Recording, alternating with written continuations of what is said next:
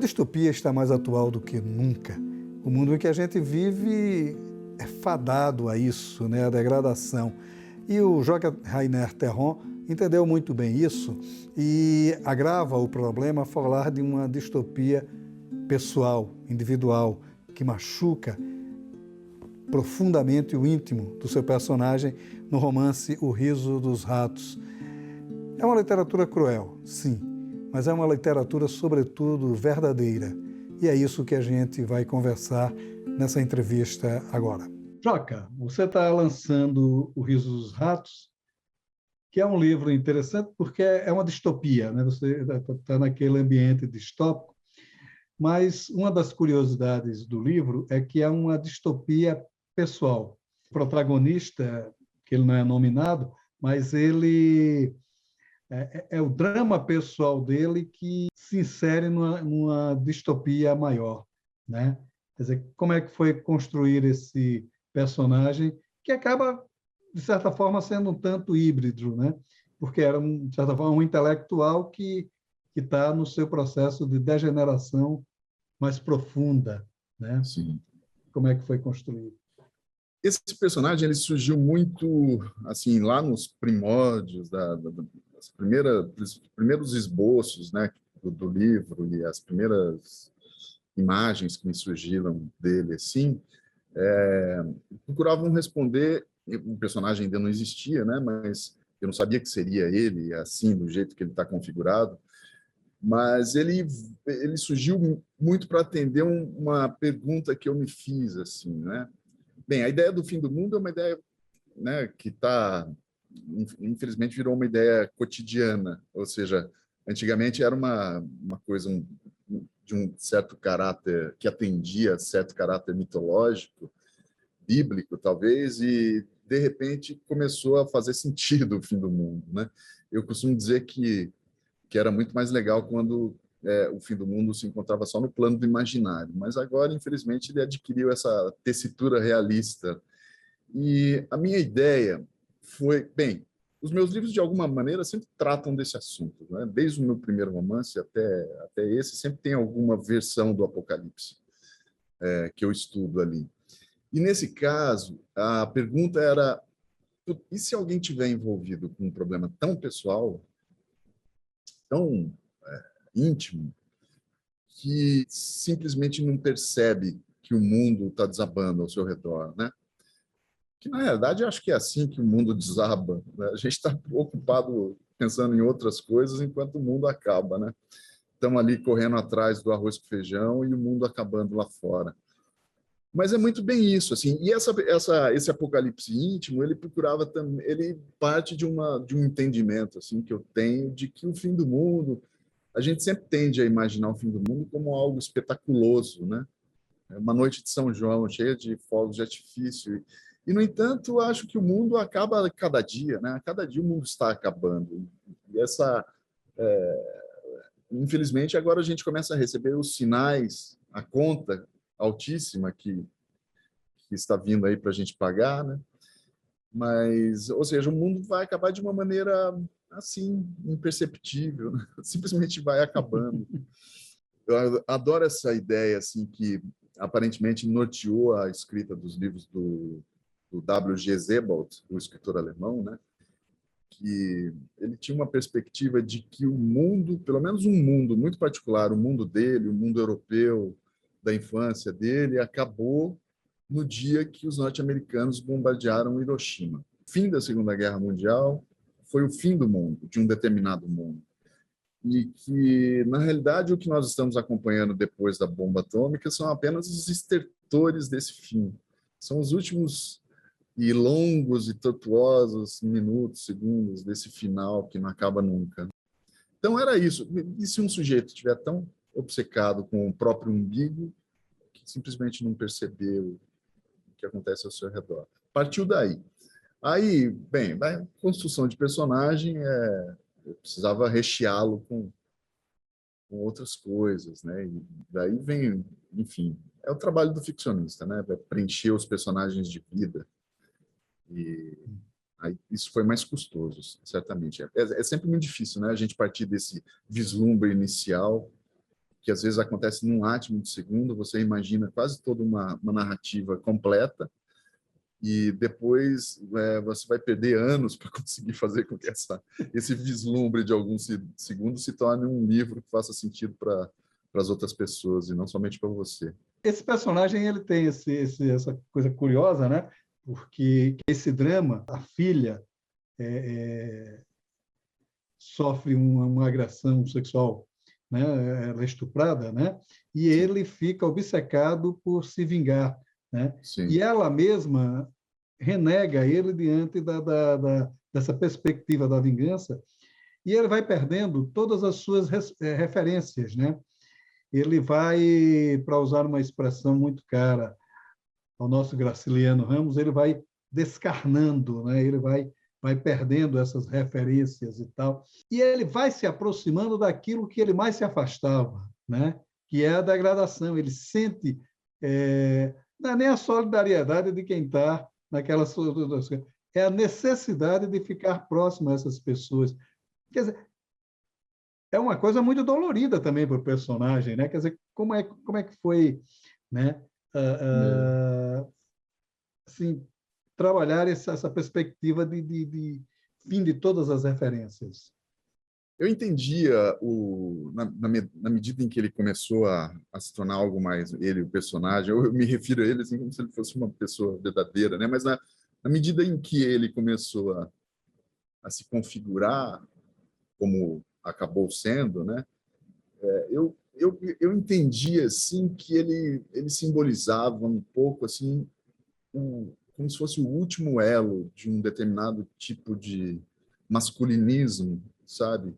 De percepção masculina, como se ele fosse o último pai do mundo também, né? Mas uma paternidade antiga ou antiquada, talvez, ou anacrônica. E é um sujeito bastante sociofóbico, né? Ele não gosta de nada, não gosta de ninguém, tem uma vida muito isolada e tal. Mas essa situação que acontece com a filha dele o coloca numa posição limite ou limítrofe, porque ele começa a questionar a sua não reação, né? Ele promete se vingar, mas ele não cumpre essa vingança e na realidade ele não se sente à vontade ou capaz de realizá-la. Ele é um homem enfraquecido, né? Um homem, digamos que é um teórico e não um prático, um sujeito pragmático que vive a existência, a realidade. Então, o livro tem um caráter bastante reflexivo assim nesse sentido, né? Ele é um personagem que pensa esse conflito de alguma maneira também. Ele reflete o tempo todo as situações em que ele se mete, fazem com que ele reflita sobre ocupar esse lugar, que é um lugar incômodo. E a filha, por outro lado, ela é quase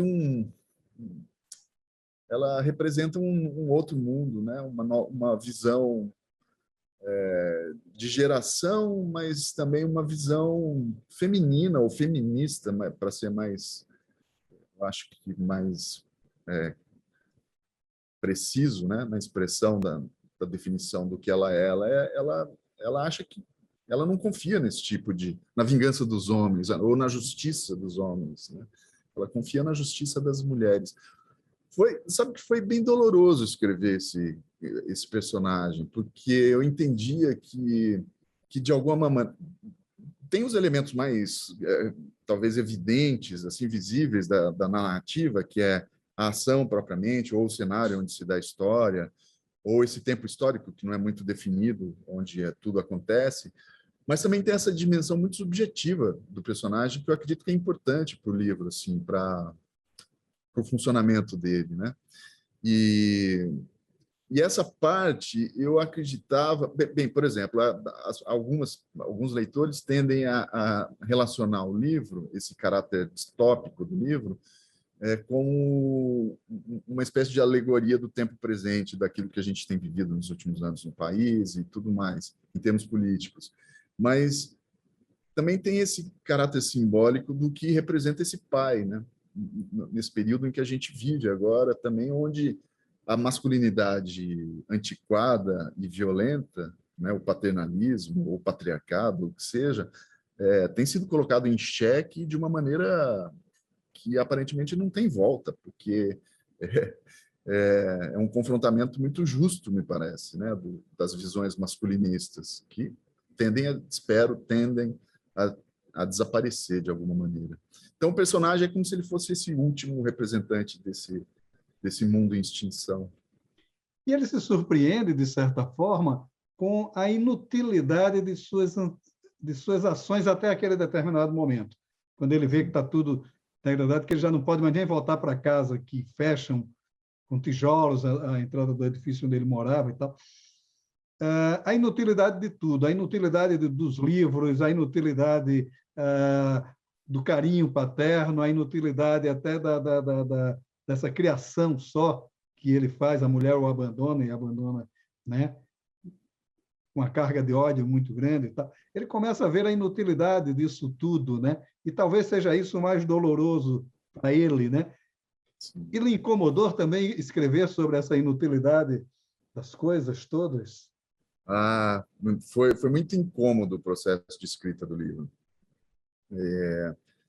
Tanto que eu não tenho... Bem, em geral, quando eu termino um livro, eu não tenho uma percepção muito clara daquilo que eu fiz. Assim. Quer dizer, eu entendo, eu me dedico muito durante a escrita, a composição e tal, mas depois que termina, eu sempre me sinto um pouco frustrado assim, por não perceber, sabe, o real valor daquilo, se é bom, se é ruim, ou mesmo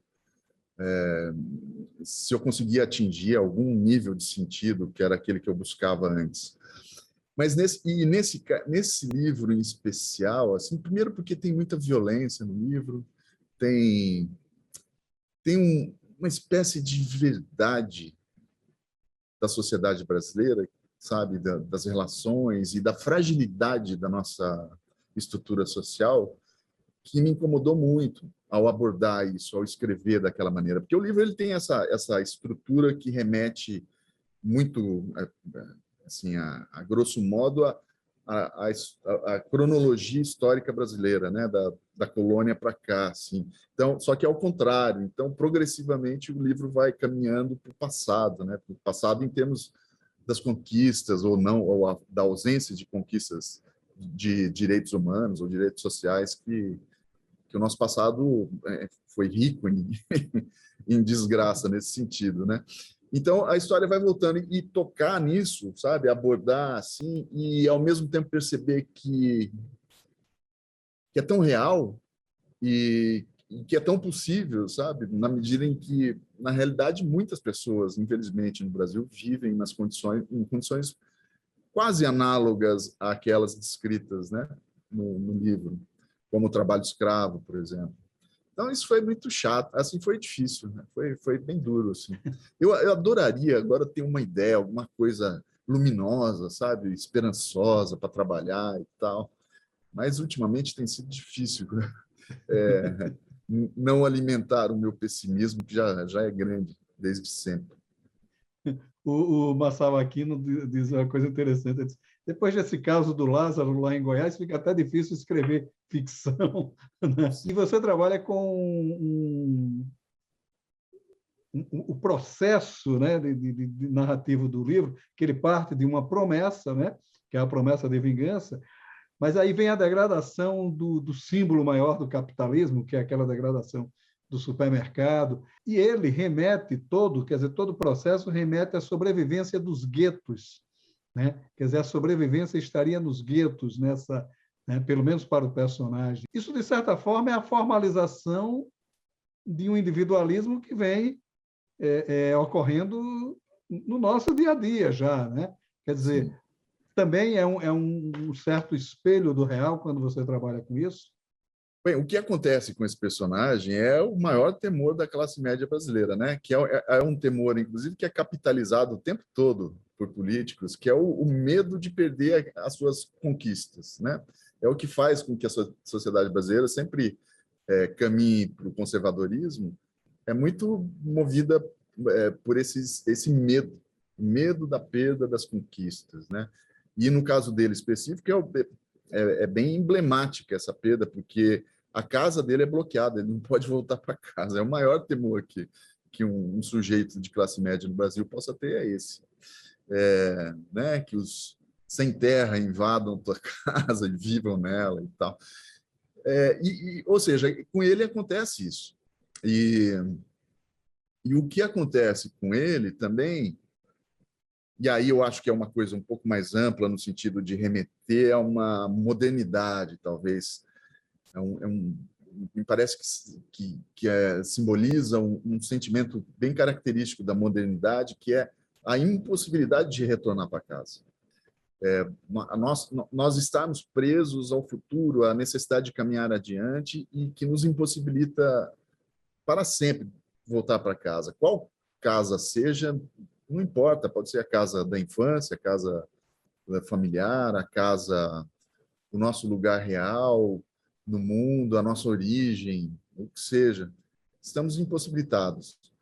E com ele é isso que faz com que ele se mova, né? A ação do personagem é nesse sentido.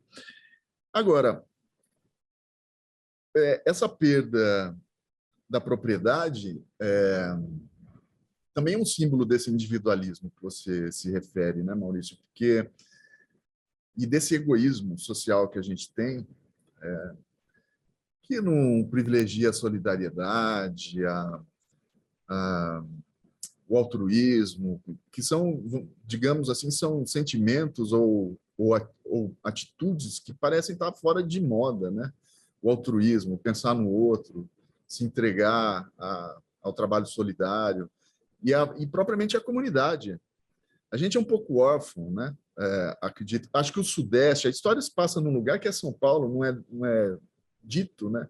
Mas São Paulo simboliza muito também, representa muito esse desterramento das pessoas, sabe? No sentido de elas não pertencerem, sabe, aos lugares, não pertencerem à cultura, à comunidade, ao que seja. Claro, em outros momentos a gente teve algumas coisas nesse sentido, sei lá, os sindicatos, por exemplo, na região do ABC, ou sei lá. Mas na medida em que até mesmo o trabalho se precariza e se perde esse sentido comunitário que uma função, um papel social representado pelo trabalho também se perde, começa a ser destruído, as pessoas estão soltas no ar, né? Sem raízes. São migrantes na sua própria terra, de alguma maneira. E então os guetos que você se refere são uma espécie de volta a isso, talvez de alguma maneira, né? Ele depois que ele consegue, ele tem sua casa bloqueada e ele é impedido de voltar para casa, ele fica preso a um supermercado que já são as ruínas de um supermercado, onde uma pequena comunidade começa a se organizar em torno do trabalho e imediatamente começa a ser explorada. E logo depois ele foge disso e vai parar numa espécie de quilombo subterrâneo, numa estação de metrô abandonada. E, enfim, ele está ali contra a vontade dele, evidente, porque ele não gostaria de estar ali. Ele tem ojeriza a socialização. Mas, de algum modo, ele começa a se identificar com essas pessoas pela primeira vez. Né? Ele começa a perceber que ele também é elas, né? Assim, aqueles moradores de rua que ele abomina e que ele maltrata, tal, ele se torna um deles. E assim segundo as piores perspectivas, ele acaba pertencendo a algum lugar, assim, mesmo que contra a vontade. Tudo aquilo que ele não quer voltar, ao quilombo, ao valongo, né? Uma referência ao valongo, aos navios negreiros e tal, há toda uma...